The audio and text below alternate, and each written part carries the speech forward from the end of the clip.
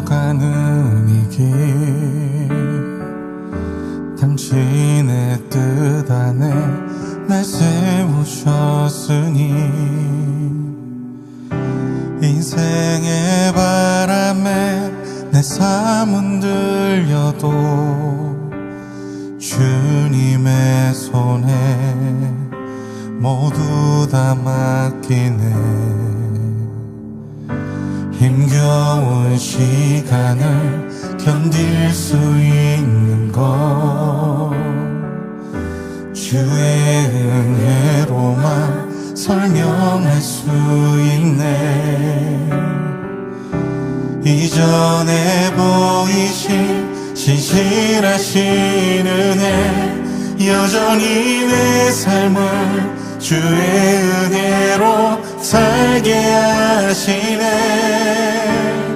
작은 나를 통하여 크신 주 일하시네.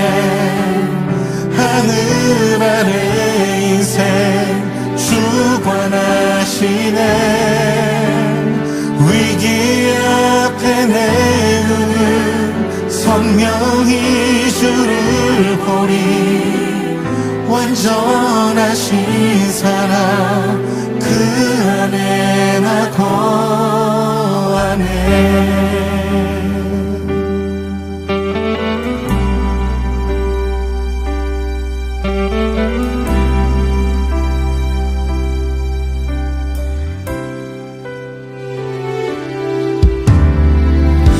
내가 사는 오늘 걸어가는 이 길 당신의 뜻 안에 날 세우셨으니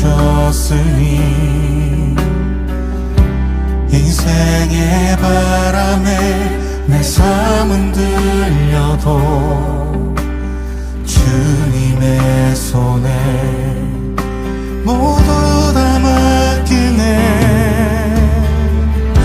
힘겨운 시간을 견딜 수 있는 것 주의 은혜로만 설명할 수 있네.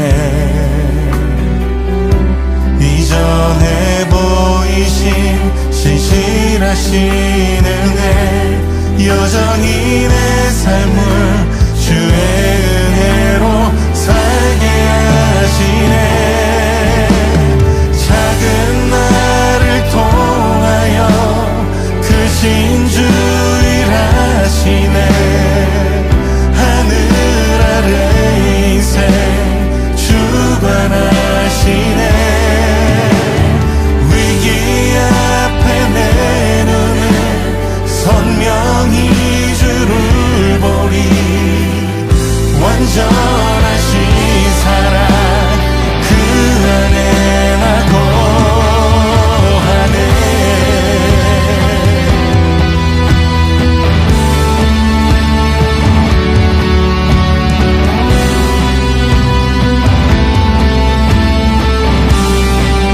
완전한 사랑으로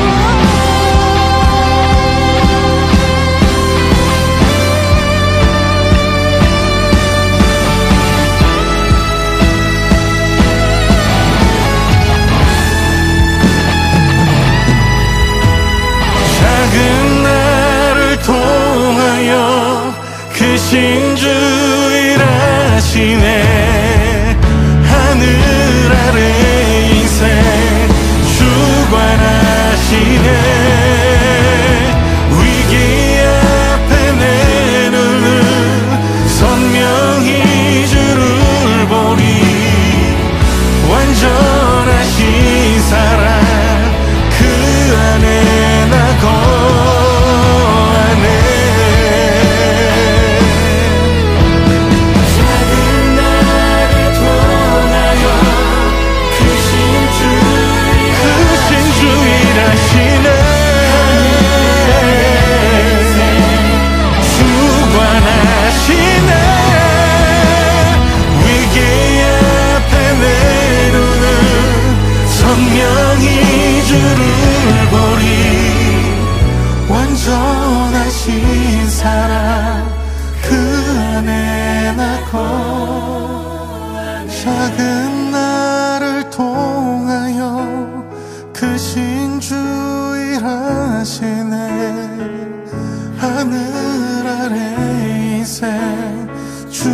완전하시네. 위기 앞에 내 눈은 선명히 주를 보리. 완전하신 사랑 그 안에 나 거하네.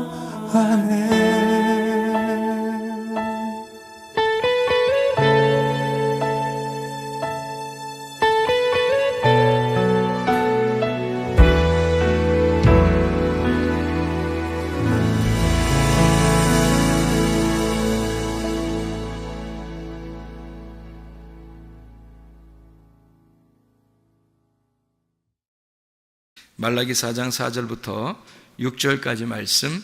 너희는 내가 호렙에서 온 이스라엘을 위하여 내 종 모세에게 명령한 법 곧 율례와 법도를 기억하라. 보라, 여호와의 크고 두려운 날이 이르기 전에 내가 선지자 엘리야를 너희에게 보내리니 그가 아버지의 마음을 자녀에게로 돌이키게 하고 자녀들의 마음을 그들의 아버지에게로 돌이키게 하리라. 돌이키지 아니하면 두렵건대 내가 와서 저주로 그 땅을 칠까 하노라 하시니라. 아멘. 성경에 두 가지 큰 핵심이 있습니다. 성경에 두 가지 큰 핵심이 있는데 하나는 선이고 하나는 악이에요. 그게 성경의 두 가지 큰 핵심이에요. 선과 악이라고 해야 되는 거죠.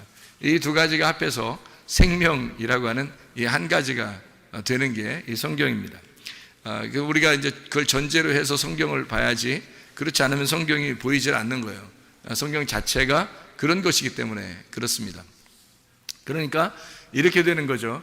하나님이 복을 내려주시는데, 말씀을 잘 지켜 행하면 복을 내려주시는데 그 복을 안 받으면 진노가 임한다 이 말이에요. 그러니까 진노와 복은 아주 같이 병행하는 거죠. 그러니까 진노하고 복은 같이 병행. 그러니까 선과 악은 같이 병행해서 우리에게 찾아오는데, 우리가 선을 선택하지 않으면 악한 것이 우리에게 온다는 얘기예요. 그러니까 하나님의 복이 임하지 않으면 하나님의 진노가 같이 임한다, 이런 얘기입니다. 그러니까 여호와의 크고 두려우신 날, 여호와의 크고 두려우신 날이 어떤 날이겠어요? 여호와의 크고 두려우신 날이, 그날 여호와의 크고 두려우신 날이 임하는데, 그때는 언제냐면 그 전에 엘리야를 보낸다고 그랬고, 그리고 침례 요한을 보낸다고 그랬거든요.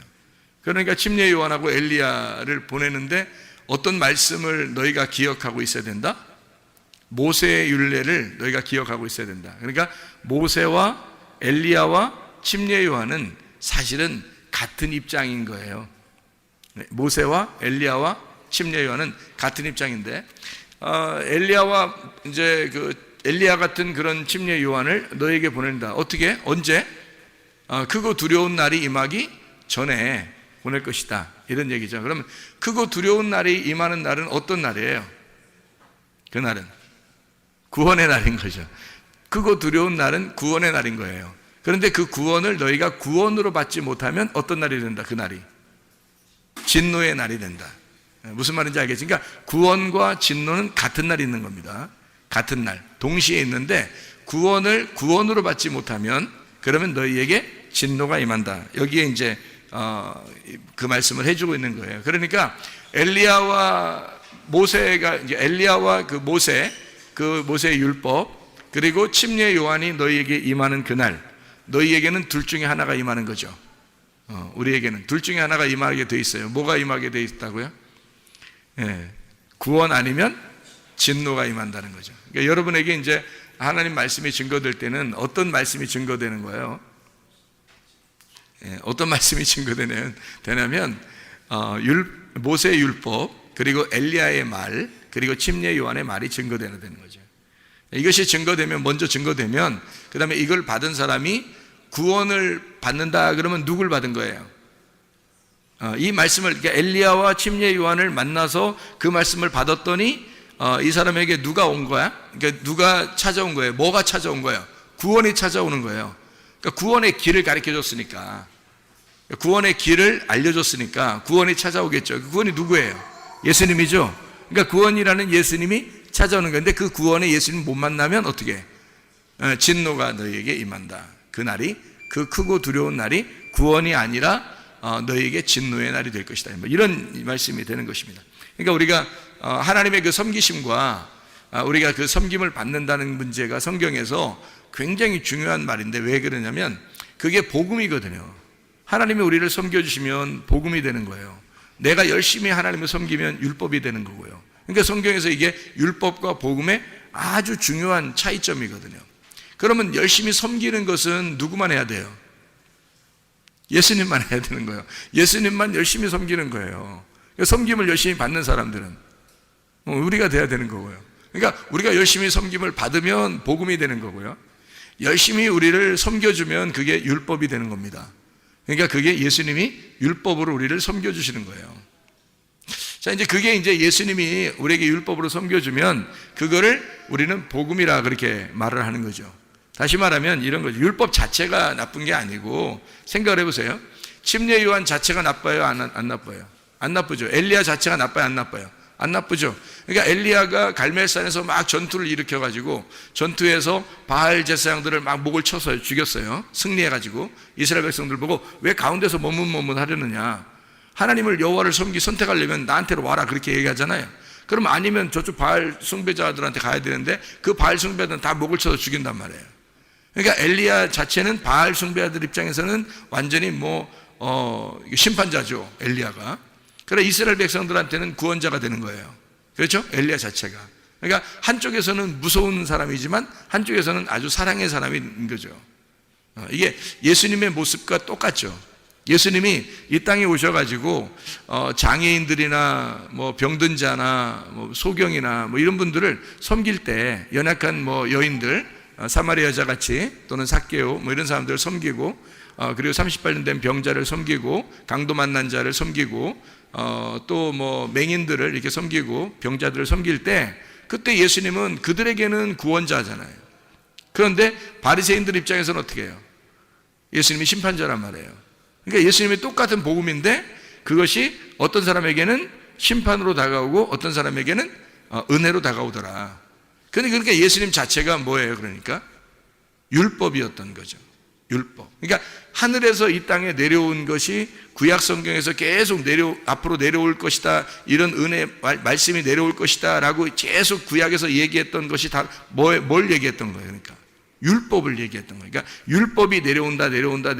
그 율법이 하늘에서 내려오는 비인데, 그 비가 계속 동일하게 계속 내려오는데 그 율법 안에서 누군가 오신다는 거예요. 그게 예수님인 거죠. 그 율법 안에서 율법을 완성하러 오시는 거예요, 예수님이. 그러니까 창조가 계속 있었으면 창조의 완성이 안식이죠. 7일날, 그죠? 그것처럼 예수님이 율법이 계속 구약에 있었단 말이에요. 이 율법을 마지막 안식으로 끝내는 율법의 완성이 예수님이었다는 거지. 그러니까 그건 율법으로 온 거예요. 그렇죠? 그 율법으로 오는데 그 율법이 우리들에게는, 그러니까 죽을 수밖에 없는 죄인들에게는, 맹인들에게는, 삭개오에게는, 사마리아 여자에게는 그것이, 그 율법이 복음이 되더라는 거죠. 그러니까 참다운 율법, 그러니까 완성된 율법. 그 완성된 율법이 성경에서는 뭐라고 가르쳐요? 완성된 율법이 사랑이라고 가르치잖아요. 그러니까 로마서 13장에 율법의 완성이라는 말이 나오죠. 그죠? 로마서 13장에. 그러면 율법의 완성이라는 이 말이 뭐라고, 율법의 완성을 뭐라고 여기서 소개한다고요? 율법의 완성은 사랑이라고 말해요. 로마서 13장 10절입니다. 사랑은 이웃에게 악을 행하지 아니하나니 그러므로 사랑은 율법의 완성이니라. 그러니까 하나님 자신이 어떤 분이라는 거예요? 사랑이라는 거죠. 어떤 사람에게 사랑인 거예요? 예수님은 무조건 사랑해야 되는데 왜 그럼 어떤 사람한테 막 욕하고 그랬죠? 이상하잖아요, 그죠? 그렇죠? 그러면 예수님은 침례 요한의 일을 바로 이어서 맡은 자예요. 그럼 침례 요한은 또 어떤 자냐고요? 그러면 침례 요한의 전에 있던 엘리야는 어떤 자예요? 그럼 그 앞에 모세는 어떤 자예요? 자, 생각을 해보세요. 모세가 엘리야로, 엘리야가 침례 요한으로, 침례 요한이 예수님으로. 자, 이게 다 연결됐다고 생각하면, 여러분 생각해보면 이게 다 따로 떨어져 있는, 나누어져 있는 사람이 아니라 이게 연결됐다고 생각을 하면 예수님도 그 율법 안에서 오셨다는 얘기 아니에요? 그런데 모세도 엘리야도 침례 요한도 다 어떤 사람에게는 원수같이 여겨진 거고 어떤 사람에게는 사랑의 사람, 선지자로 여겨진 거란 말이에요. 이해가 돼요? 그것처럼 예수님도 이 땅에 오시니까 어떤 사람들에게는 원수 같지만 예수님이 어떤 사람들에게는 굉장히 사랑이 넘치는 사람이었다는 거죠. 예수님 자체가. 그러니까 율법이라는 게 그런 특성을 가지고 있어요. 한쪽에서는 칼로 이렇게 나누는 심판의 의미를 가지고 있다면 한쪽에서는 그게 은혜의 단비와 같은 그런 것을 율법이라고 말하는 겁니다. 그러니까 율법 자체에 이렇게 말하면 상당히 사람들은 율법하면 막 나쁜 거 이렇게 하도 인식을 해서 그래요. 성경에 이제 바울 사도가 그런 식으로 써놨었죠. 율법으로 구원받을 사람이 아무도 없다 이런 식으로 써놨기 때문에 율법 그러면 굉장히 이상하게 봅니다. 율법으로 구원받을 사람이 없죠. 누가 완성하기 전까지는, 예수님이 와서 완성하기 전까지는 구원받을 사람이 없는 거예요. 그런데 그 율법을 완성하신 분이 있어요. 뭘로? 사랑으로 완성하신 분이 있는데 그가 예수 그리스도란 말이에요. 그러면 그 율법이 더 이상 우리에게는 구원하지 못할 율법이 아니라 복음이 되는 거죠. 그 율법 자체가 복음이 되는 거예요. 그러니까 하나님은 처음부터 여러분에게 눈 딱 감고 야 그냥 사랑 내 사랑아 그냥 이런 식으로 안 한단 말이에요. 반드시 율법으로 다가와서 사랑하시는 거예요. 그러니까 여러분은 간혹 어떤 느낌이 드는 거냐면 하나님이 한편으로는 무섭다 이런 느낌이 들 거예요. 그게 정상입니다. 하나님이 그러나 그런 그 두려운 하나님이시지만 굉장히 사랑이 많으시고 긍휼이 많으시고 자비하시고 우리를 아주 애처롭게 보시는 하나님이시다 하는 그 말도 맞는 얘기예요. 무슨 말인지 알겠죠? 율법 안에서 오신 그 예수님, 주님이 이제 그 율법을 완성하셨다, 그 사랑으로 완성하셨다 이런 생각을 하게 되면 성경이 이게 나누어져서 보이는데 그게 원래 하나였구나 이렇게 알게 되는 거죠. 이거를 이제 우리가 잘 생각해야 성경이 이해가 돼요. 그렇지 않으면 성경 어떤 말은 이해가, 여러분 옛날에 성경을 읽어보면 이런 생각이 들죠. 여기는 이해가 되는데 여기하고 맞춰보면 이해가 안 돼. 뭐 이런 것들이 꽤 있었죠. 왜냐하면 이 앞에하고 뒤에하고 안 맞게 생각을 했었으니까 그런 거예요. 똑같이 이게 다 같이 하나로 연결돼서 생각을 했어야 되는데 이쪽에서 읽을 때는 여기만 앞에만 이해가 되고 뒤에 부분 읽을 때는 뒤에만 이해가 돼. 앞에하고 뒤에하고 합쳐놓으면 이해가 안 돼. 여기선 이 말하고 여기선 이 말을 이상하다. 하나님 왜 여기선 이 말하고 여기선 이 말을 그러니까 이런 생각이 들 때가 있죠. 그죠? 하나님이 똑같은 말을 이쪽에서는 반대로 얘기하고 이쪽에서는 또 반대로 얘기하고 막 그런 게 있어요. 예를 들어서 뭐 효도하라 그러잖아요. 성경이죠. 효도하라고. 그럼 또 한쪽에서는 어떻게 부모하고 원수를 맺으라 그렇게 또 얘기하잖아요. 이런 게 이제 이 성경에서 이게 다 합쳐져야 되는 건데 이 합쳐지지 못했을 때는 이게 나누어진 거예요. 선, 악으로 나누어진 거란 말이에요. 이게 딱 이렇게 나누어진 거죠. 선악이라고 그러면 이제 어떤 걸 선악이라고 그러냐면 선한 거는 효도하라는 게 선한 거겠죠. 지금 예를 들어서 하나 얘기하면 선한 거라면 효도하는 게 선한 거겠죠. 그러면 이제 원수 맺으라는 건 악한 거겠죠. 그런 거예요. 그러니까 선과 악으로 이렇게 나누어지는 건데 그거를 두 개 합치면 이게 악한 거예요. 선, 악이에요. 그게. 근데 요거를 가운데서 완성을 하는 게 죽음이에요. 그래서 그거를 그 사이에서 죽어버리면 이게 완성이 되는 거예요. 그러니까 그 죽음의 완성이 사랑의 죽음이죠. 죽음의 사랑. 그게 이제 완성을 시키는 거예요. 이웃을 위해서 목숨을 버리는 그 사랑. 그 예수님이 하는 것이죠. 예수님이 우리의 이웃이니까. 그죠? 우리가 예수님의 이웃이고 우리의 이웃은 예수님이에요. 그러니까 예수님과 우리는 서로 이웃인데 원수가 아니고 이웃이에요. 그래서 원수인 나를, 율법으로 원수를 맺었던 나를 율법이 오셔서 완성, 이웃을 사랑함으로 완성을 했단 말이에요. 그래서 십자가에 못 박혀 죽으셔서 이 율법이 완성이 됐어요, 이미. 그래서 결론은 항상 성경의 결론은 다 선한 것으로 나옵니다. 성경의 결론은 무조건 다 선한 것으로 나와요. 그러니까 그런 하나님을 여러분이 인정한다면 하나님은 우리를 선하게 섬기시고 인도하시는 하나님이구나 라는 걸 전제하고 성경을 봐야 되는 거죠. 그러니까 그렇게 하신 하나님이라고 하는 건 뭘 전제했다는 얘기예요? 선악으로 나눠졌다는 얘기예요? 생명으로 하나가 됐다는 얘기예요? 생명으로 이미 하나가 됐다는 얘기예요. 어떻게 하면 선악이 생명으로 하나가 되는 거예요? 어떻게 하면? 죽으면, 선악으로 죽으면 생명으로 하나가 되는 거예요. 그래서 우리 보고 주님을 따라오라는 거예요. 그래서 너희가 선악으로 죽으면 네가 선악의 눈으로 보지 않고 두 눈으로 보지 않고 한 눈이 없어지면 하나의 눈으로 보게 될 것이다. 그게 생명이라는 것이다. 하나님이 그토록 우리를 사랑하시는 거다라고 하는 그런 얘기입니다. 자, 두 개가 한 개로 보인다는 얘기를 좀 이제 이해가 되겠죠. 무슨 말인가? 여기서 진노를 받는다, 복을 내린다. 구원을 주신다, 진노하신다.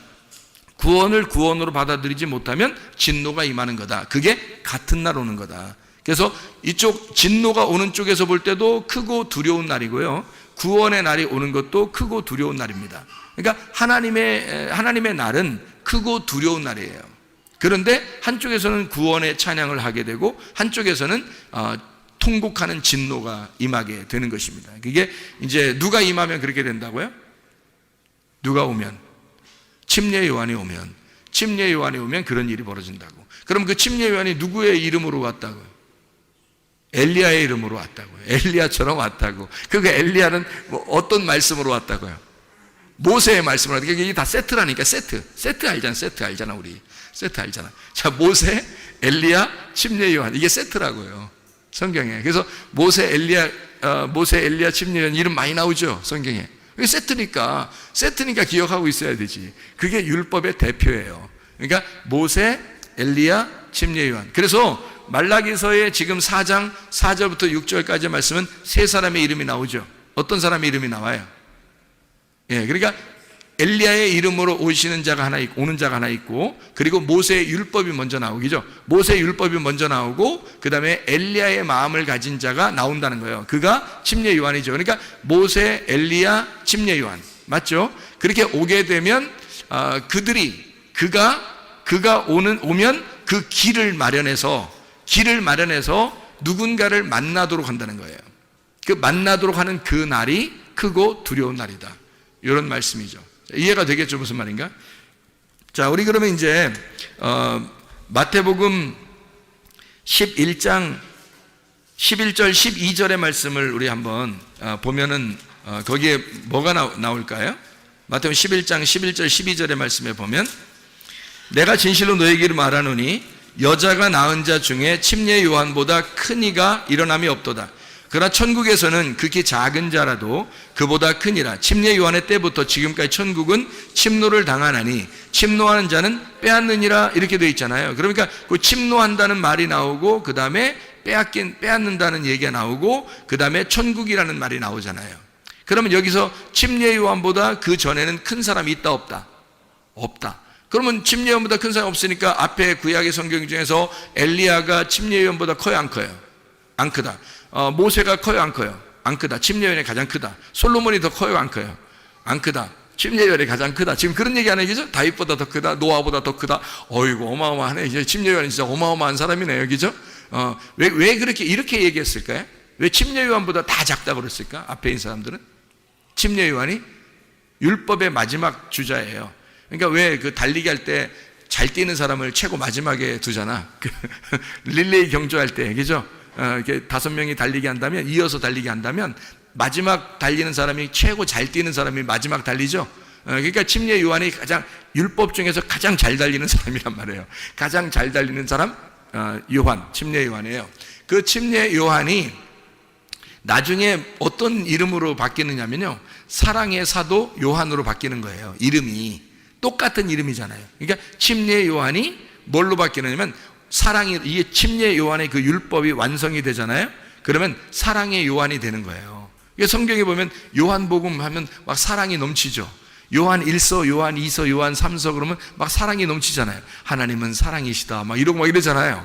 그게 뭐 때문에 요한을 갖다 그렇게, 요한이 또 그런 글을 쓰게 되도록 하나님이 허락하셨을까? 그게 침례 요한이 율법의 마지막 주자로 왔기 때문에 그 율법이 완성된 예수가 마지막 이제 오잖아요. 침례 요한 다음으로 예수님 오잖아요. 그러면 요한이 사랑의 하나님을 소개하는 거예요. 그러니까 이 사랑의 순서를 소개하느라고 침례 요한이 예수님을 거쳐 사랑의 요한이 되는 거란 말이에요. 아니, 물론 이 사람이 죽었다가 요한으로 부활해서 무슨 윤회했다 이런 말이 아니에요. 그런 말이 아니라 성경의 그 요한이라는 이름 자체가, 그 요한이 침례 요한이라는 이름하고 요한, 그리고 예수님 거쳐서 그 다음에 사랑의 요한이 된단 말이에요. 마지막에 십자 못 박혀 돌아가실 때 누구만 거기 십자가 밑에 있었어요? 제자 중에서 요한만 있었어요. 요한만. 그래서 예수님 뭐라 그래요? 요한 보고 이제 오늘부터 네가 어머니 모셔라 그러잖아요. 그 어머니한테 뭐라 그래요? 오늘부터 아들 하세요. 이쪽 이렇게 하셨잖아요. 그러니까 거기서 하여튼 십자가에 못 박혀 돌아가실 때까지 하여튼 효도는 하여튼 하신 분이야. 십자가 못 박혀 돌아가시면서 끝까지 하여튼 효도하신 분이야. 아들하고 그 어머니하고 자긴 죽으니까 이제 둘이 연결하세요. 둘이 이제 손 잡으세요. 마지막 이제 해놓고 이제 돌아가시는 거예요. 제가 돌아가시는 거예요? 하니까 물어보는 거죠. 물어보는 거면 이제 그런 것 같지가 않죠. 그런 건 아니죠. 왜냐하면 보세요. 예수님의 동생들이 있어요, 없어요? 있어요. 예수님의 동생들이 있기 때문에 굳이 요한을 아들로 안 해도 아들들이 있어요. 아들들이 있다고. 예수님 동생들이 다 살아 있었어요. 그렇기 때문에 요한이 아니더라도 이미 아들들은 있어요. 근데 굳이 거기서 왜 사랑의 사도 요한을 예수님의 어머니 마리아의 아들로 만들어 놨냐면, 이제 육신으로 온 예수 그리스도가 십자가 못 박혀 돌아가셔요. 그러니까 이제는 이 아들의 일이 끝났잖아요. 아들의 일이 끝났어요. 그러면 이제 여기 마리아의 아들로서 온 사람이 예수님인데, 그럼 다른 동생들도 있었잖아요. 근데 다른 동생들은 많이 성경에서 언급을 안 해요. 왜냐하면 마리아가 어떤 여자예요? 마리아가 어떤 여자예요? 마라에서 나온 이름이 마리아라 그랬죠? 예, 마라. 이게 마라에서 온 마리아라고 했어요. 그러면 이 마라가 뭐죠? 쓰다라는 이름이에요. 그러니까 쓰다. 잉태의 고통. 쓰다. 그러면 왜 쓴 건가요? 왜 써요? 죄가 있으니까 쓰죠. 그러니까 죄악 가운데 죄악으로 잉태된 아들을 가진 자, 마라란 말이에요. 이 마라의 쓴물에서 예수가 나오면 뭐가 되겠어요? 배가. 원래 배는 마라예요. 배는 쓴 배예요. 죄가 있는 배인데, 아들이 이 속에 잉태되면 내 속에 있는 죄를 다 끄집어내서 아들이 끄집어 가지고 나온단 말이에요. 그럼 배가 어떻게 되겠어요? 깨끗해지겠죠. 깨끗해지니까 거룩한 배가 되는 거예요. 이제는 쓴 물이 단물로 바뀐단 말이에요. 이게. 그래서 한 배에서 쓴 물이 단물로 바뀌는 여자, 마라가 마리아가 된 여자예요. 근데 이 마리아가 어느 여자를 갖다가 성경에서 설명하려고 마리아가 나온 걸까요? 마리아가 하와예요. 하와.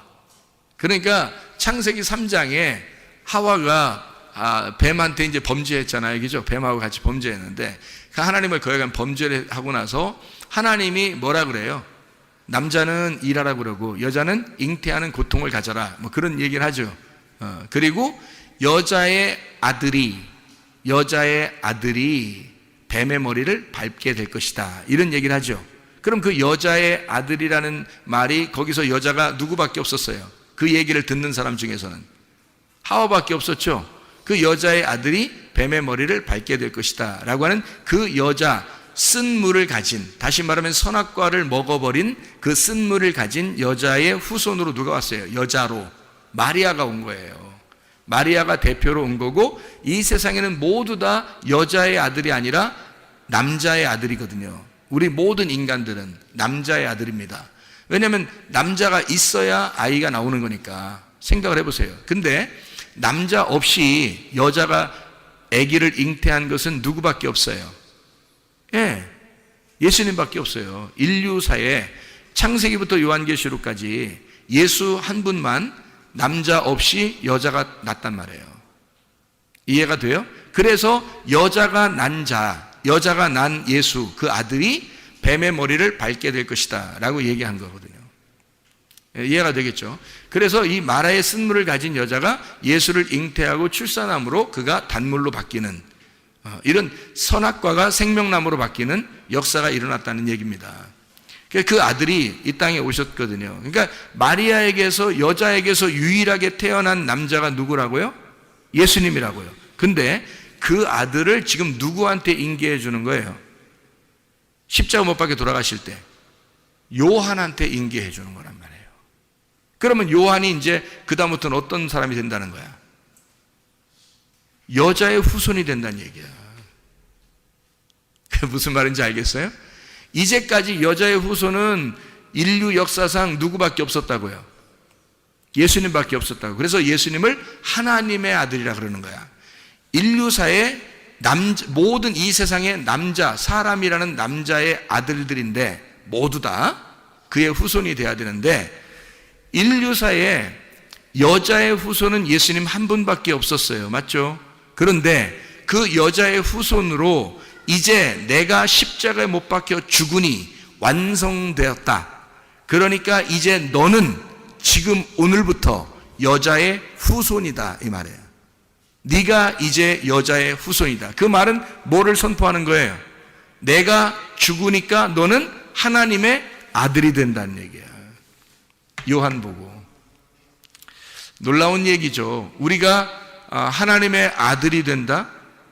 불가능한 얘기인데 예수님 때문에 가능한 거죠. 예수님이 십자가 못 박혀 돌아가셔서 우리를 네가 이제는 여자의 후손이 되는 거야. 그러면 예수님이 된다는 얘기예요.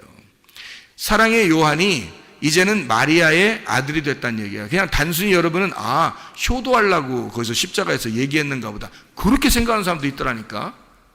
하긴 뭐 그렇게 생각은 자유니까 그렇게 생각한다고 한들 뭐 그거 가지고 또 뭐 아이고 그렇게 했대 뭐 아이고 뭐 그 생각을 그 정도밖에 못해 뭐 그렇게 하면 안 되고요. 그 정도 많이 하신 거죠, 생각을. 그렇지만 그런 말이 아니잖아요. 여러분이 생각을 가만히 지금 들어보시라고. 그 말이 무슨 말인가, 이게 무슨 말인지를 들어보시라고. 성경을 전체적으로 봐야죠. 마리아가 왜 왔는지, 그가 왜 마라의 이름에서 왔는지, 왜 그가 하와의 약속, 하나님과 하와의 약속에서 올 수밖에 없었던 여자의 후손을 잉태한 자였는지를 우리가 보게 되면 성경이 일괄성 있게 똑같은 얘기를 하나를 하고 있는데, 그게 바로 뭐냐면 여자의 후손인 하나님의 아들을 소개하고 있다는 얘기예요. 그거를 십자가에서 예수님이 요한이라는 자를 자기의 어머니와 연결시킴으로써 네가 오늘부터 여자의 후손이 된다라는 얘기를 해주고 싶었던 거죠. 그래야 말이 일치가 되고 맞는 얘기지. 이 인간적인 효도 얘기를 하는 거겠어요? 하긴 뭐 효도하셔야지. 그렇지만 성경을 좀 더 영적으로 좀 생각을 해보자는 말이에요.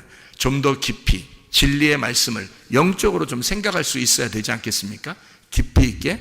그죠? 우물물을 자꾸 이렇게 퍼내서 깊이 있는 그 우물의 깊은 물을 마셔야 더 시원하고 그게 더 생수죠. 그렇죠? 자, 어쨌든 이게 여자의 후손으로 온 게 사랑의 사도 요한이에요. 그러니까 침례 요한이 사랑의 사도 요한으로, 그래서 하나님의 율법이 하나님의 사랑으로 완성이 되었다. 이러면 하나님의 여자의 후손인 하나님의 아들이 된다. 무슨 말인지 알겠죠? 자, 그래서 사랑이 완성이라는 말이 그냥 단순히 뭐 사랑하면 완성된다 그런 말 아니에요. 율법이라는 그 자체를 완성할 때, 다시 말하면 예수의 죽음을 전제로 할 때 십자가 사건이 율법의 완성이다. 이런 얘기를 우리에게 해주고 있는 말씀들입니다. 자, 우리 이제 성경 한 보고 마치도록 하겠습니다. 마태복음 11장의 11절 12절에 침례 요한이 침노하는 그 이후부터는 침노하는 자라는 거예요. 그러면 예수님 때부터는 어린아이라 할지라도 침례 요한보다 크다는 거죠. 침례 요한이 구약에서 가장 큰 자였는데, 왜 가장 큰 자냐면 이 사람이 예수님의 얼굴을 직접 본 사람이에요. 그 전에는 다 이렇게 그 그림자로 봤다고요. 왜냐면 직접 나오지 않았으니까. 근데 직접 나와서 그와 함께 살고 동시대에 그 예수를 동일하게 엘리야와 같은 선지자였지만, 모세와 같은 율법을 가진 자였지만, 침례 요한만 유일하게 예수님의 얼굴을 직접 만나고 본 사람이란 말이에요. 그러니까 이 세상에 뭐 앞에가 훌륭한 선지자들이 얼마나 많아요. 사실 율법 그러면 모세고요, 선지자 그러면 엘리야거든요. 근데 그거를 뛰어넘은 자가 침례 요한이라고 한 것은 왜 그러냐면 직접 복음의 하늘의 아들을 직접 본 거예요, 이 침례 요한이. 그러면 이제 직접 본 하나님의 아들 이후부터는 어떻게 되는 거예요? 여기서는 이제 어린아이라 할지라도 침례 요한보다 큰 거죠. 왜냐하면 앞에 침례 요한까지는 율법이었고, 그 예수님 안에서는 침례 요한보다 더 큰 자가 예수님이니까, 예수님이 침례 요한보다 더 큰 자니까 그 예수님 안에서는 어린아이도 침례 요한보다는 크다는 얘기죠. 그러니까 누가 침노하느냐는 거예요. 예수님이 침례 요한 때까지 이제 이 때부터 지금 천국이 올 때까지 계속 침례 요한까지는 율법의 시대였는데, 그때부터 천국은 침노를 받는데요. 침례 요한 때부터 천국이 침노를 받는데, 그럼 그 침노한다는 말이 어떤 의미라고요? 침노가 비아조라는 단어입니다. 강제로 들어가다라는 말이고, 이게 비아, 폭력이라는 단어입니다. 비오스, 생명이라는 말이고요. 침노하는 자가 빼앗는다 할 때 그 침노하는 자가 비아스테스라는 단어고, 이게 난폭한 사람, 폭력자를 말합니다. 폭력자만이 그걸 빼앗게 된다는 거예요. 이게 비아조에서 나온 단어고요. 강제로 들어간다는 말입니다. 그러니까 침노에 들어간다는 걸 의미하는 거예요. 구원은 그러니까 그냥 단순하게 은혜로 받지만, 그 구원을 받은 것을 이 하나님의 말씀을 깨닫고 완성을 하려면요, 이게 계속 침노에 들어가야 되는 거예요. 침노에 들어가는 거예요. 그러니까 이 침례 요한 때부터 예수님까지 계속 폭력을 당한다는 거예요. 이게. 그러면 왜 폭력을 당한다는 단어를 썼을까? 이렇게 폭력을 당한다는 단어를 왜 여기다가 썼을까 하는 얘기예요. 그게 율법이었기 때문입니다. 율법이었기 때문에. 그게 폭력이라는 거예요. 그러니까 율법이라고 하는 건 어떻게, 뭐라고 했어요? 율법은 폭력과 사랑이 같이 온다 그랬죠. 그죠? 그러니까 진노와 구원이 같이 온다 그래요. 그게 율법이라고요. 그런데 이 예수님은 이 율법의 어느 부분을 맡았어요? 은혜의 부분을 맡은 거예요. 예수님이 율법이 이렇게 하나인데, 율법이 구원과 진노가 같이 오고, 율법의 은혜와 이 징계가 같이 오는데, 그 중에 은혜의 부분을, 복음의 부분을 누가 맡았냐면 예수님이 맡은 거예요. 그러면 그 전에 있는 사람들은 다 징계를 맡아야 되는 거거든요. 그 할당된 분야가 그런 거예요. 할당된 분야가 그런 거지, 그 사람들이 뭐 나쁘다 이런 의미가 아니란 말이에요. 할당된 분야가, 모세, 엘리야, 침례 요한에 맡은 분야가 뭐냐면 침노하는 겁니다. 그러니까 침노, 폭력하는 자가 누가 돼야 되느냐면, 침례 요한 때부터 예수님 천국이 올 때까지가 계속 침노를 당하는, 폭행을 당하는 거니까 잘 생각해 봐요. 폭행하는 자가 있을 거 아닙니까? 난폭하게 폭행하는 자가 있을 거 아니에요. 그게 뭐겠냐고요. 침례 요한 때부터 천국이 올 때까지 계속 폭행을 당한다는 거예요. 그러면 이 폭행하는 자가 누군가 있어야 되잖아요. 그게 누구냐고요. 침례 요한이란 말이에요. 침례 요한 때부터 천국이 올 때까지니까 침례 요한 때부터 계속 폭행이 일어나요. 그리고 예수님 오신다면 천국이 온단 말이에요. 그러면 그 사이에 그 폭력을 행사하는 자가 침례 요한이죠. 그러면 또 이제 이걸 우리가 잘 생각해 봐야 돼요. 왜 이걸 생각해 봐야 되냐면, 여러분 그 누가복음 10장 30절에 보면 강도 만난 자가 나오는데, 강도 만난 자가 어떻게 됐죠? 때려 맞아가지고 어떻게 됐어요? 거의 반 죽었다는 얘기예요? 아니면 반 딱 잘라서 죽었다는 얘기예요? 반 딱 잘라서 죽었다는 얘기예요. 헤미다네스라는 단어인데요, 이게 헤미다네스가 헤미라고 하는 절반이라는 단어하고요, 드네스코, 죽는다라는 말의 합성어예요. 그래서 반이 딱, 절반이 죽었다는 얘기입니다. 그러니까 반이 잘라졌다는 얘기예요. 반을 딱 자르는 게 누가 하는 거냐면 선악과가 하는 겁니다. 선악과가. 그러면 이 사람이, 이 강도 만난 자가 만난 그 강도는 뭔 거예요? 그러니까 선악과인 거예요. 그러니까 선악과를 담당하는 율법이 만난 거예요. 그러니까 선악과를 담당하는 율법이 이 강도 만난 자를 만난 거예요. 그게 강도였던 거야. 그러니까 그 강도를 담당하는 사람들이 있었어요. 성경 구약에. 그 사람들이 제사장들하고 레위인들이야. 그래서 그 사람들은 지나가는 거예요. 왜? 잘 만난 거거든. 강도를 잘 만났잖아요. 그 제대로 만났다, 너 강도를. 이렇게 해서 지나가는 거예요. 자기들이. 그러니까 우리가 이제 그냥 보면은, 아우, 이 사람들 진짜 인간적으로 사랑도 없어. 뭐 이 사람들 인간도 아니야. 뭐, 야, 우리는 그렇게 살지 말자. 뭐 이러면서 얘기를 해요. 그러면 이제 성경을 진짜 엉덩이가 뚱뚱하게 보는 거예요. 진짜. 그게 진짜. 성경을 그러니까 전혀 다른 눈으로 보는 거예요. 성경이 하나님의 눈으로 보질 않고 그냥 진짜 자기 눈으로 보는 거예요. 야, 우리 착하게 살자. 이러면 안 되겠다. 야, 이제, 야, 사람이 인간이 진짜 그럴 수 있냐? 뭐, 누가 옆에서 그렇게 막, 이렇게, 강도 만나가지고 이렇게 힘들어 하는데, 그냥 지나쳐. 우리 레위나 제사장들, 그 사람들 외식하는 사람들이니까 그런 식으로 살지 말고 사랑을 해줘야 돼. 뭐 이렇게 얘기하는데요. 제사장과 레위인이 지나간 이유를 제가 가만히 여기서 생각을 해봤어요. 우물을 파고 또 파고 또 파서 깊이 생각을 해봤어요. 그 깊은 우물을 이렇게 들여다보니까 제사장과 레위인이 그 사람을 지나칠 수밖에 없었던 이유는 그가 제대로 강도를 만났기 때문입니다. 제대로 강도를 만났기 때문에 딱 반이 잘라진 거예요. 그러니까 제사장 레위인이 더 이상 건들 게 없는 거야. 자기들이 건들 게 없어서 그냥 지나가는 거예요. 반 잘라지는 역할을 제사장 레위인, 그 율법이 해야 되는 거거든요. 그 율법이 담당하는 거예요. 그게 선악과가 담당을 해야 되는 거거든요. 제대로 감당을 했어요. 제대로 담당해서 제대로 잘라놓고 가는 거야. 그러니까 누구만 오면 돼요? 선한 사마리아인만 오면 되는 거예요. 선한 사마리아는 왜 온 거예요? 자기가 반쪽이니까. 반쪽을 잃어버린 반쪽이에요. 그게 선한 사마리아인이야. 그래서 반쪽을 찾아서 좀 먼 길을 온 거예요. 지금 반쪽을 찾아서 하늘에서 이 땅으로 반쪽을, 자기의 잃어버린 반쪽을 찾아온 거예요. 그러니까 반쪽을 만났으니 제대로 만난 거죠. 그러니 선한 사마리아인은 당연히 만나러 오는 거고요. 제사장 레위인들은 잘라진 걸 보고 가는 거고요. 확인하고 가는 거고. 선한 사마리아인은 자기 잃어버린 반쪽을 찾아서 온 거죠. 자, 이런 말씀드립니다. 성경이요. 얼마나 감사한지. 우리는 사실 이 땅에서 잃어버린 반쪽이 되어야 그 나를 찾으러, 자기의 잃어버린 반쪽을 찾으러 오신 예수님을 만나요. 그 잃어버린 자가 되어야 돼요, 우리가. 그래서 예수님이 이 땅에 아폴림이 잃어버린 자, 파괴된 자, 그런 자를 찾아서 구원하려 함이라. 이렇게 주님께서 삭개오 만났을 때 그렇게 얘기하잖아요. 사람들이 막 비난하고 그러니까 왜 삭개오 만나서 구원해요? 말하니까 예수님이 그런 말해요. 누가복음 19장 10절 말씀에 나는 인자는 잃어버린 자를 찾아서 구원하려 함이라. 이렇게 말해요. 뭘 잃어버린 거예요? 반쪽을. 내 반쪽을 잃어버렸으니까 반쪽을 찾아와서 그를 구원해야 되는 거예요. 그게 예수님이라고요. 그러려면 어떻게 돼요? 반쪽이 잘라져 있었어야 되죠, 누군가가. 그게 삭개오가 반 잘라져 있었던 사람이에요.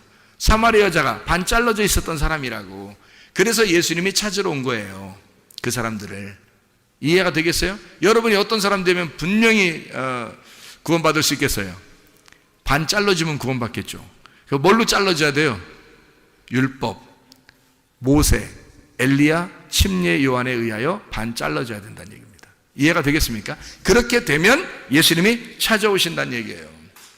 율법과 모세, 엘리야, 침례 요한은 하나였으니까 그게 우리를 자르는 역할을 가지고 있는, 헤미다네스를 역할을 하는, 헤미 절반, 드네스코 죽이는, 반을 딱 잘라 죽이는 역할을 하는 자니까 그것이. 그래서 요한복음 10장에 8절 10절에 보면 예수님은 선한 목자인데 누가 먼저 온다겠어요? 도둑, 강도가 먼저 온다. 절도자가 먼저 와서 너희를 도둑질하고 그리고 죽이고 멸망시킨다. 이렇게 얘기하는 거죠.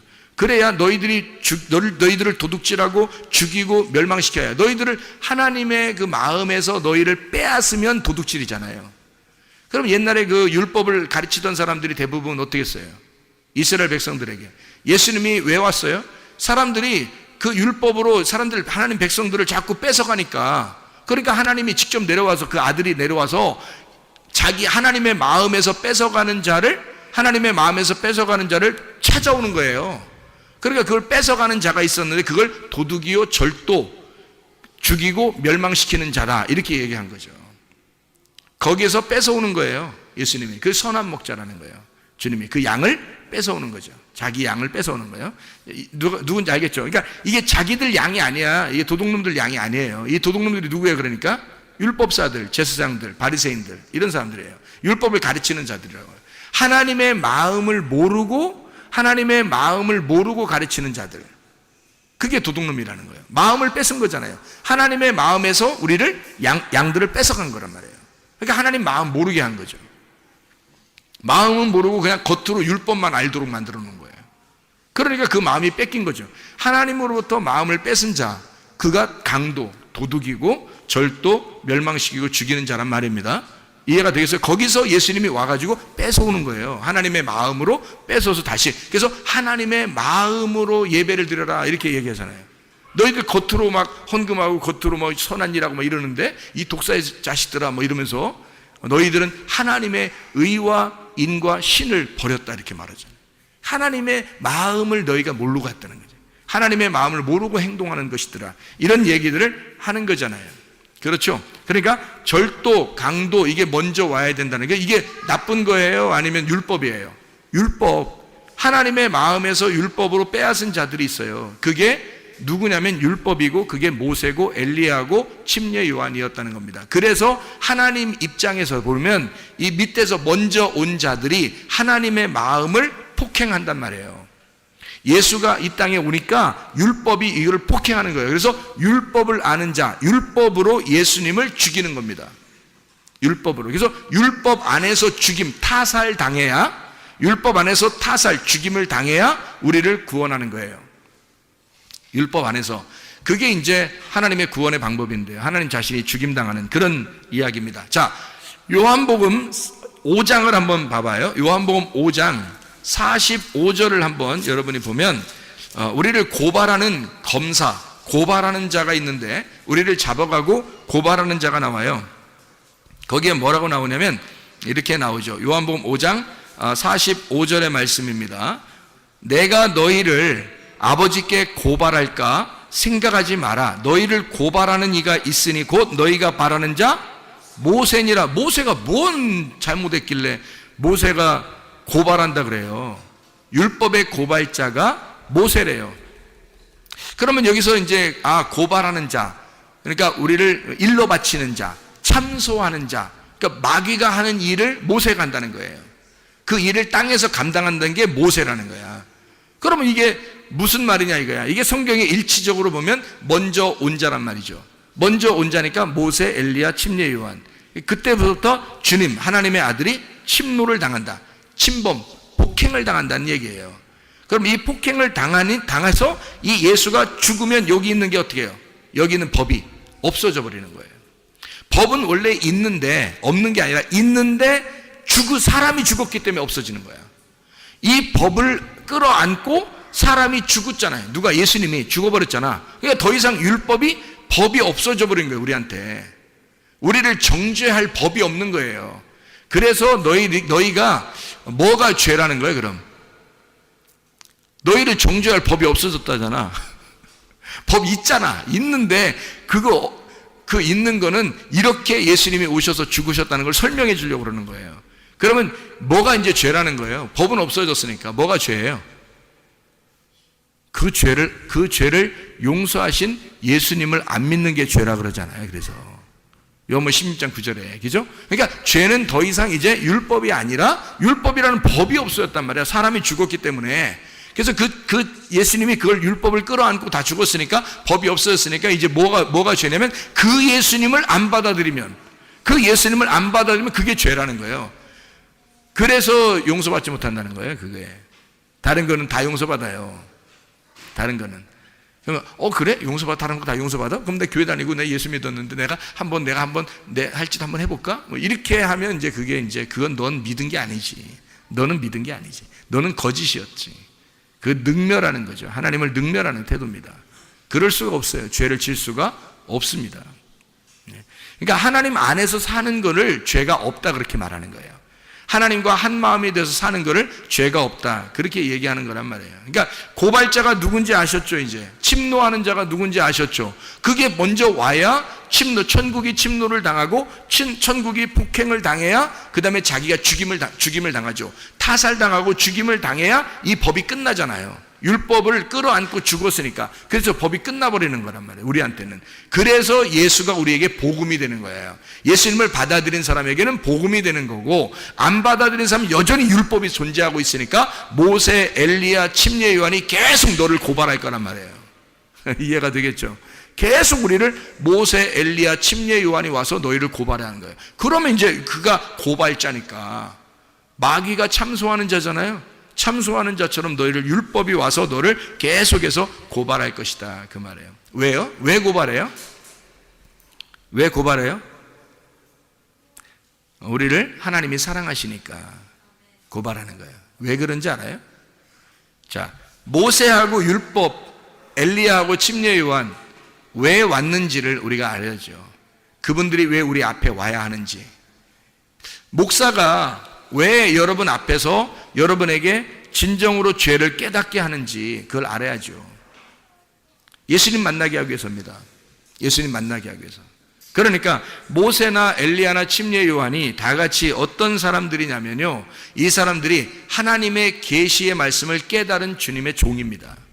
이 사람들이요. 그러면 이 시대에도 어떻게 돼야 돼요? 진짜 예수를 만나게 하려면 도둑이 먼저 와야 되는데, 그 도둑이 누구라겠어요? 우리들이라고 했죠. 나라겠다, 지도자라겠단 말이에요. 그러면 모세, 엘리야, 침례 요한, 그리고 율법, 그 율법을 가진 주의 종들이 예수를 만나게 하는 율법, 그러니까 예수를 만나게 하는 그 도둑, 강도, 절도가 돼야 된단 말이에요. 그럼 그게 이제 우리가 생각할 때는 도둑놈, 절도, 강도, 그게 뭐야? 저 사람들이 교회 목사네 그러면서 우리 거 다 도둑질하고 그러는 거 아닌가? 뭐 이렇게 생각할지 모르겠지만 그걸 잘 알아야죠. 왜 모세가, 엘리야가, 침례 요한이 왜 우리를 폭행하고 침노해야 하는지, 왜 예수를 죽여야만 했는지, 그리고 예수를 죽인 것처럼 너희들에게 그렇게 찾아오는지, 왜 그 말씀의 율법의 말씀으로 우리를 왜 찾아와서 우리를 자꾸 때리는지, 가슴을 자꾸 치는지, 그거를 알아야죠. 왜 그러는지. 하나님의 계시를 맡은 그 깨달은 종이 돼야지만이 그 일을 감당해야 되는 거고요. 그걸 모르는 종이 그냥 사람들 설교한다고 그냥 잘한다 이러고 그냥 사람들 귀에 듣기 좋은 말 하고 설교 잘한다 그러고 이렇게 하는 거는 아니란 말이에요. 아무나 이렇게 먼저 온 자가 있어야 예수를 만나는 거니까, 먼저 온 자가 아무나 그냥 만나면 여러분이 예수님 만날 것이냐? 아니에요. 침례 요한 같은 사람 만나야 예수님 만나는 거예요. 엘리야 같은 사람 만나야 예수님 만나는 거예요, 여러분. 모세 같은 사람 만나야 되는 거예요. 그럼 이 사람들은 어떤 사람들이었어요? 하나님의 종이었어요. 하나님이 선택한 종이었다고요, 이 사람들. 그런 사람들이 있단 말이죠. 그런 사람을 만나야 여러분이 진짜 복음, 예수를 만날 수 있는 거예요. 아무나 그냥 그냥 설교한다고 다 그냥 그 사람들 다 똑같은 사람들일 거야. 아니, 성경에 이게 모세, 엘리야, 침례 요한이 다 다른 사람 똑같아요? 아니에요. 하나님이 분명히 선택한 주의 종들이 있다고요. 하나님이 선택한, 하나님과 진짜 한 마음이 된, 그래서 자기 역할을 감당해야 되는, 자기가 예수가 아니니까 예수를 만나게끔 하는, 자기가 위대해지고 자기가 능력이 많고 자기가 기적을 나타내고 자기가 표적을 나타내고 그러면 그 사람이 예수지. 그럼 예수, 딴 예수 만날 필요 없죠. 그 사람 만나면 되잖아요. 그러면 안 되잖아요. 그러면은 잘못된 종을 만난 거란 말이에요. 그건 진짜 잘못된 걸 만난 거고요. 진짜 하나님의 종을 만난다는 얘기는 이 사람이 비록 좀 다소 부족해 보여도 예수의 진리, 예수라고 하는 그 진리를 정확하게 소개해 줄 수 있는 사람이 돼야 되는 거죠. 그 길을, 광야에 외치는 자의 소리가 돼야 되는 거예요. 그 광야에 외치는 자의 그 임금을 만나게 하려고, 자기가 모시는 그 임금을 만나게 하려고 최선을 다해서 그 소리치는 자, 그거예요. 그러니까 그게 모세고 그게 엘리야고 그게 침례 요한이었던 거란 말이에요. 그러니까 우리가 그들이 뭐라고요? 그러니까 누가복음 10장에서는 강도라고요. 딱 반 잘라서 죽이는 자. 여러분이 그렇게 반 잘라서 죽여줘야, 죽고 있어야 예수님이 와가지고 잃어버린 반쪽을 찾아온다 그랬잖아요. 그래, 여러분을 반쪽을 잘라주는 자가 필요한 거지. 여러분을 반쪽을 잘라주는 자가 그게 모세요, 그게 엘리야요, 그게 침례 요한이라는 얘기죠. 이해가 되겠습니까? 그 사람들은 하나님의 전적인 종이에요. 하나님의 계시를 깨달은 종이라고요. 그래서 이 사람들은 그런 일을 자기가 자기의 역할을 충분히 감당하는 거란 말이에요. 자기 잘 보이려고 하는 게 아니라, 이 사람들은 자기들 잘 보이려고 하는 게 하지 않았어요. 하나님을 직접 만나게 하려고 애썼단 말이에요. 이 사람들은. 왜? 자기들은 자기가 진짜 그 복음이 아니니까 자기들은 그냥 잘라주는 역할을 하는 자란 말이에요. 그래서 길을 갖다 제시해주는 자란 말이에요, 이 사람들이.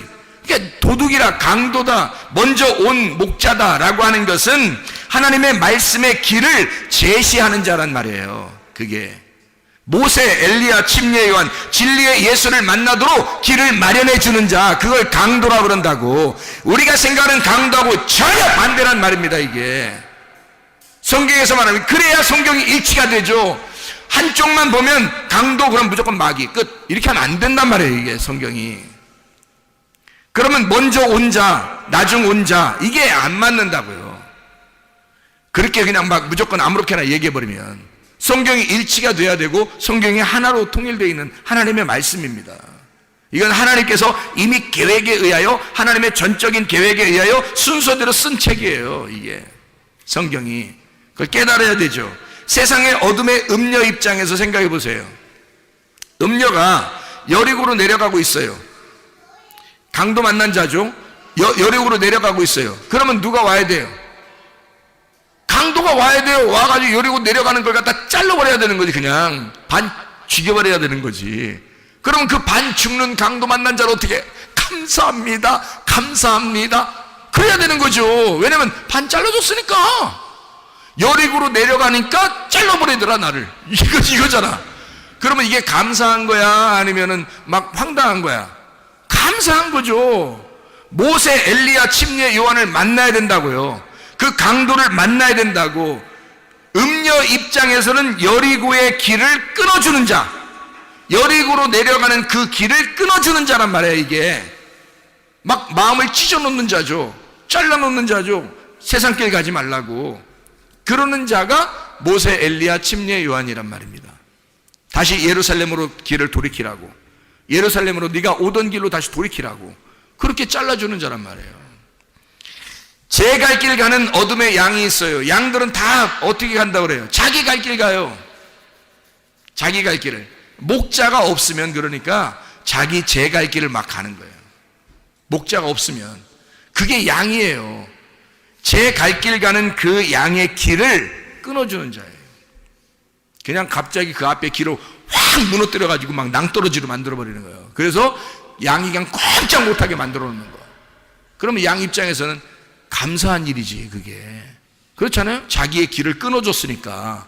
그러니까 끊어주고 자기를 막 폭삭 망하게 하니까 어떤 분이에요? 그러니까 이게 강도라고 성경에 표현한 거지. 이해가 되겠어요? 그런데 그 강도는 어떤 강도야? 우리한테는 진짜 필요한 강도, 꼭 와야 할 강도. 강도여 옷이 없어서 뭐 이렇게 해야 된다니까. 그 강도에 옷이 없어. 왜? 먼저 그 강도가 오셨어야 되는 거예요. 오셔야 돼, 자기한테. 그 강도가 오셔야 두 번째 선한 목자 대신 예수님이 오는 거거든요. 강도가 안 오니까, 사람들이 강도를 못 만나니까 예수가 예수를 안 찾아. 왜냐면 잃어버려 봤어야, 자기가 반이 잘라지지 않았으니까 잃어버린 반쪽이 어딘지 찾질 않는 거야, 자기도. 근데 반이 딱 잘라서 죽어봐요. 그러면 잃어버린 반쪽을 찾아, 자기도. 죽겠어 막 이러는데, 자기도 잃어버린 반쪽이 막 어선가 막 어디선가 갑자기 나타나가지고 확 반쪽이, 잃어버린 반쪽을 찾아서 확 나타나니까 선한 사마리아인인 거야. 그게 무슨 말인지 이해가 되시죠? 무슨 말, 성경이. 자기의 갈 길 가는 어린 양의 길을 끊어주는 자, 그게 강도라고요. 그게 모세, 엘리야, 침례 요한. 음녀의 입장에서는 강도고 죽이는 자고 멸망시키는 자. 각기 제 길로 가는 양 입장에서는 그가 도둑이고 강도고 죽이는 자고 멸망시키는 자란 말이죠. 그렇지만 그것이 반드시 필요하다, 우리에게. 그걸 먼저 만나야, 그 침노하는 자, 폭행자를 먼저 만나야, 예수를 죽였던 그 폭행자가 누구인지를 정확하게 먼저 만나야 예수를 만날 수 있다는 거죠. 그를 먼저 못 만나면 예수 못 만나죠. 그 폭행자가 누구인지를 먼저 알아야죠. 그 율법 안에서. 침례 요한, 맹인을 만드는 자, 죽이는 자, 문을 완전히 닫아놓는 자, 휘장을 완전히 쳐서 안 보이게 만드는 자, 우리를 깜깜하게, 진짜 답답하게, 진짜 아무것도 앞에 길이 안 보이게 만드는 자, 그게 모세, 엘리야, 침례 요한이에요. 그럴 때 여러분은 죽겠어요, 하나님? 하나도 안 보여요. 내가 맹인인가 봐요. 하나도 안 보여요. 답답하죠? 그래야 예수님 찾는 거예요. 그래야 그 사마리아 여자처럼 애절하게 그 생수의 물을 기다리는 거예요. 그래야 삭개오처럼 막 달려와서 뽕나무 위에라도 올라가서 얼굴이라도 쳐다보고 싶은 거예요. 맹인이 되어야, 소경이 되어야, 죽이는 자가 죽어가는 자가 되어야, 멸망당하는 자가 되어야, 문이 꽉 막혀서 아주 앞뒤 꽉 막혀 힘들어 죽겠는 사람이 되어야. 홍해바다와 요단강이 우리 앞에 있습니다. 이것을 홍해바다를 이렇게 앞에 놓고요, 요단강을 이렇게 딱 앞에 막아놓은 것은 이유가 있어요. 이것을 열어주기 위해서입니다. 홍해바다를 앞에 놓고 요단강을 이렇게 앞에 놓으면 딱 덮여 있잖아요. 그럼 이렇게 덮여서 이렇게 막아놓은 것을 뭐라 그래요? 막아놓은 거를 문 닫혔다는 얘기예요. 그게 율법이야. 그게 강도고, 우리를 저쪽으로 못 건너가게 막아놓은 거란 말이에요. 이 막는 자, 우리를 막아서 뒤에는 애굽 군대가 쫓아오죠. 앞에는 홍해바다가 있죠. 딱 우리를 막혀서 우리가 도저히 앞에 나갈 수 없을 때 하나님 어떡합니까? 라고 호소할 수 있잖아요. 그 하나님께 호소하니까 하나님이 구원자를 보내주셔요. 그 구원자가 모세의 지팡이야. 이것을 앞에 내밀어라 이거지. 그러면 이것이 갈라지게 될 것이다. 갈라진 것이 휘장이 찢어지는 거잖아. 문이 열리는 거잖아. 이해가 돼요? 눈 덮였던 소경이 눈이 열리는 거잖아. 이해가 되죠? 죽었던 우리들의 마음이 부활되는 거잖아. 열려지는 거잖아요. 거기를 통과해 지나가라고. 그거를 침노에 폭행해서 찢어내고 나가라고. 그래서 내 마음이 닫혀져 있는 것을 누군가가 나를 찢어놓고 그 사이로 주님을 발견하고 주님을 보도록 만드는 거예요. 그게 우리를 침노하는 자. 천국은 계속해서 침노를 당한다. 계속해서 폭행을 당하고 있다. 그런 자가 모세요, 엘리야요, 침례 요한이었더라. 그를 통해서 우리가 예수라는 진짜 복음을 만나게 하신다. 여러분과 저에게는 이 앞에 깜깜하게 아직도 어두컴컴하고 아직도 답답하고 도저히 앞에 길이 보이지 않는 사람들이 있을 수도 있어요. 근데 그래야 주님 만납니다. 그래야 간절해지거든요. 그렇지 않으면 간절하지 않죠. 자기가 눈 떴다고 그러는데 누가 간절합니까? 자기가 눈 떴다는데. 근데 그렇게 하면 자기가 눈 뜬 거예요. 자기가 눈 뜬 거. 그럼 하늘에 눈은 뜬 거 아니고 땅에서 눈이 떠진 거죠. 그거 아닌 거죠. 그런 사람은 빨리 소경이 돼야 되는 거죠. 그 소경을 만드는 자가 강도란 말이에요. 눈을 팍 쳐가지고 눈 안 보이게 만드는 거죠. 그러면 이제 어떻게 안 보여 하나님 어떻게 해? 그러면 하나님이 와서 구원자가 와가지고 열어주는 거지. 이걸 부활시키는 거야. 눈이 부활되는 거야. 이게 주님이 우리를 구원하시는 목적. 아가서 2장 13절 14절. 아가서 2장 13절 14절 한 절 읽고 마치도록 하겠습니다. 무화과 나무에는 푸른 열매가 익었고 포도나무는 꽃을 피워 향기를 토하는구나. 나의 사랑 나의 어여쁜 자야, 일어나서 함께 가자. 바위 틈 낭떠러지 은밀한 곳에 있는 나의 비둘기야, 내가 네 얼굴을 보게 하라. 네 소리를 듣게 하라. 네 소리는 부드럽고 네 얼굴은 아름답구나. 주님이 우리를 구원하신 목적은 우리와 함께 가자는 겁니다. 같이 하자. 내가 너와 함께 같이 가고 싶다. 나와 같이 살자. 나와 함께 동행하자. 나의 사랑하는 어여쁜 비둘기야, 나랑 같이 살자. 그게 하나님의 구원하시는 목적입니다. 우리의 인생 여정이 죽을 때까지 아무리 길다 할지라도 주님과 동행하면 행복할 것입니다. 주님과 동행하면 천국이 이루어질 것입니다. 우리 하나님 아버지 사랑과 은혜를 감사드립니다. 주 안에서 주님과 동행하다가 주님 만나게 도와 주시옵소서. 예수 그리스도 존귀하신 이름 받들어 기도 올려옵나이다. 아멘.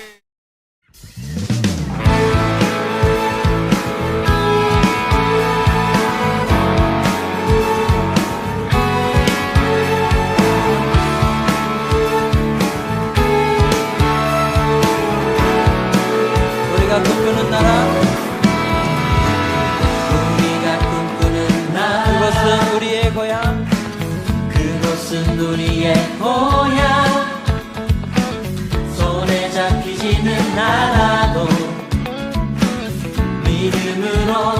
그곳을 보내 그곳이 실존하기에 우리가 함께한 꿈을 꾸기에 아무것도 없는 자 같은 나 모든 것을 가진 자로다. 다시 한번 우리가 꿈꾸는 나라, 우리가 꿈꾸는 나라 그것은 우리의 고향. 그곳은 우리의 고향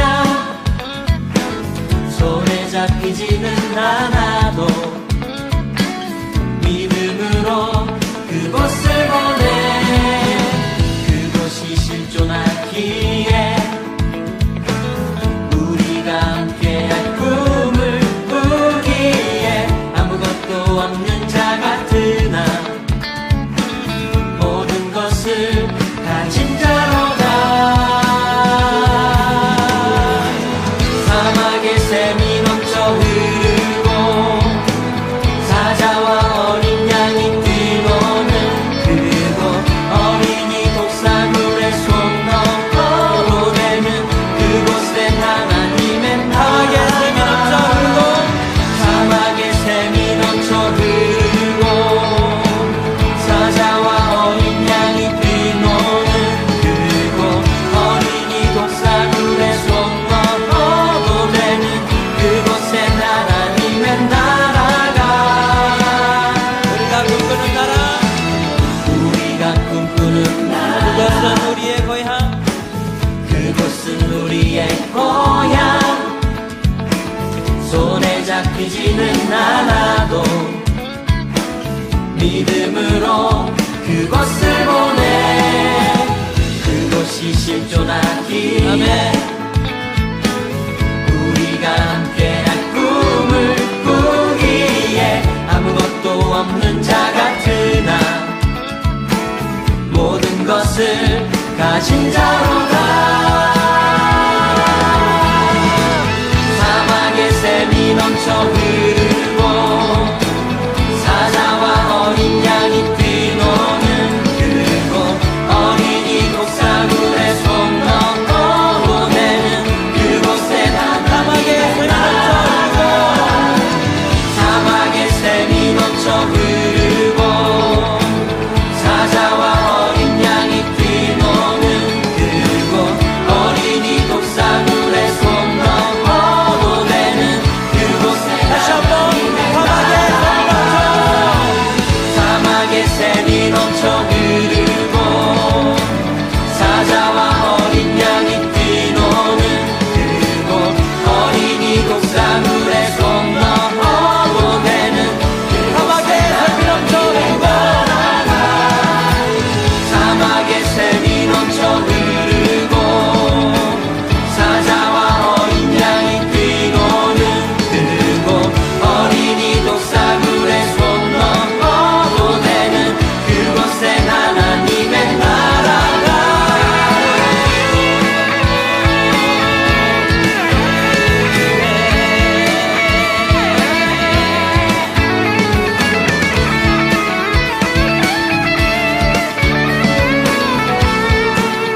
그날은 속히 오리라. 그날은 속히 오리라 그날은 속히 오리라 아멘. 그날은 속히 오리라 그날은 속히 오리라 그날은 속히 오리라 우리의 간절한 마음을 담아서 찬양합시다. 그날은 속히 오리라 그날은 속히 오리라 그날은 속히 오리라 사막의 샘이 넘쳐 흐르고 사자와 어린 양이 뛰노는 그곳 어린이 독사물에 손 넣고 되는 그곳에 하나님의 나라.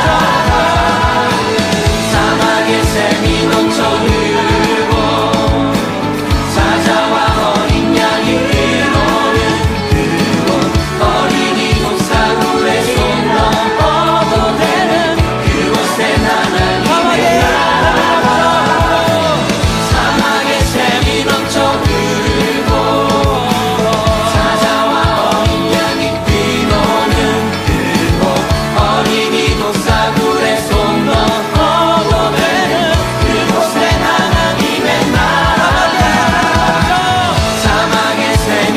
넘쳐